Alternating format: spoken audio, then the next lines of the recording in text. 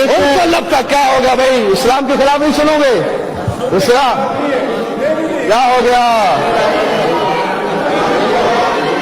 سبحان اللہ، یہ حال ہے. دیکھے پی ٹی آئی والوں کو، جب میں دین کی بات کرتے ہیں تو اس طرح ان کے یہ معاملات ہوتے ہیں.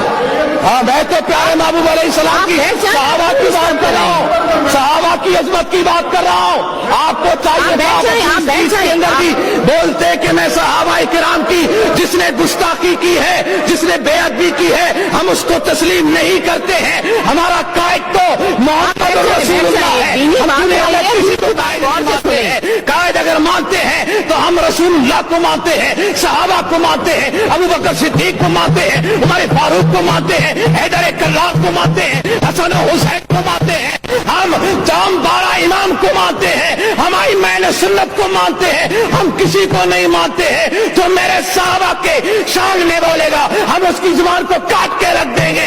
ہماری جانیں مصطفیٰ جان رحمت پر قربان ہے. یاد رکھیے گا یہ دیوانے تم کہتے ہو صحابہ ڈرتے تھے، صحابہ ڈرتے تھے. لانا 1400 سال کے بعد بھی یہ سینے پر گولی کھانے کے لیے رسول اللہ کے لیے میں تیار ہوں. جب 14 سال کے بعد یہ دیوانہ تیار ہے تو میرے مصطفیٰ کے صحابہ کو تم برا بلا کہو گے؟ لانا میرے پیارے محبوب علیہ السلام سے محبت کرنے والے ایسے نہیں تھے. انہوں نے اپنی جان کا نذرانہ پیش کیا. ان پر یہ تہمت مت باندھو. ان کی محبت روکو، ان کی عزت کو، ان کی عظمت کو مت ضائع کرو. اگر تمہارے پاس علم نہیں ہے تو آؤ ہم سے سیکھو، آؤ علماء کے پاس جاؤ، ان سے پوچھ لو. کہیں سے کوئی ٹکڑا سن کے پڑھ کے اس کو آگے مت بیان کرو. میں یہ اصلاحاً بات کر رہا ہوں. وزیر اعظم صاحب اگر آپ سے غلطی ہو گئی ہے آئے قوم کے پاس اور اس کی معافی مانگ لے، ختم ہو جائے گی بات. آپ معافی مانگے، علماء کے احترام کے پاس جائے، مسئلہ صحیح سماعت کرے اور اس کے مطابق مسئلے کی طرف آ جائے.